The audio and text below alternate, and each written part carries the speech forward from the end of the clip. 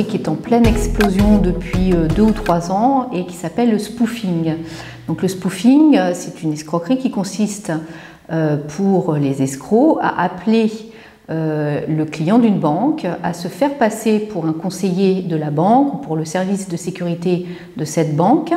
et à lui faire faire un certain nombre de transactions en prétendant qu'il y a une fraude sur les comptes bancaires, que des sommes ont été détournées et qu'il faut sécuriser le compte bancaire donc, de la victime. En général, donc, le client est appelé par un numéro qui est identique à celui de la banque et donc baisse la garde, exécute ce qu'on lui demande de faire et bien souvent il ne revoit jamais la couleur de son argent puisque en fait il a tout simplement fait des transferts sur des comptes bancaires qui ne sont pas les siens, qui sont ceux des escrocs. Alors quels sont les recours quand on est victime d'une escroquerie de type spoofing?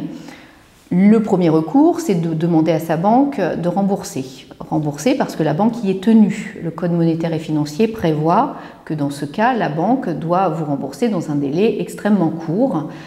sauf si elle arrive à prouver que vous avez commis une négligence grave. Mais une négligence grave, c'est quand même très compliqué à démontrer, puisque dans le cas du spoofing, la victime a été trompée par le fait qu'elle pensait être appelée par un conseiller bancaire ou par le service de sécurité de sa banque. Bien évidemment, la plupart des banques refusent de rembourser les clients, prétextant que le client a été négligent, sans pour autant vraiment le démontrer. Alors, face à ça, les clients victimes de ces escroqueries sont obligés d'introduire une procédure judiciaire et pour obtenir le remboursement des sommes qui ont été détournées. La jurisprudence a tendance désormais à condamner les banques à rembourser. La jurisprudence estime que les banques doivent démontrer la négligence grave et la plupart du temps, elle n'est pas démontrée. Donc cet arrêt de la Cour de cassation du 23 octobre 2024 est très encourageant pour toutes les victimes de spoofing et l'on peut espérer que les banques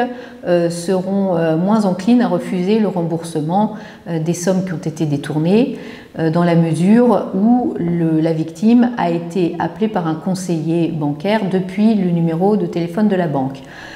Même si vous êtes victime d'une escroquerie de type spoofing et que le numéro qui s'est affiché n'est pas exactement celui de la banque, il faut quand même demander à être remboursé et vous pouvez de toute façon introduire une procédure judiciaire dans la mesure où vous pouvez très bien démontrer que vous n'avez pas été négligent, que les circonstances démontrent que vous avez cru en toute bonne foi avoir affaire à un conseiller bancaire.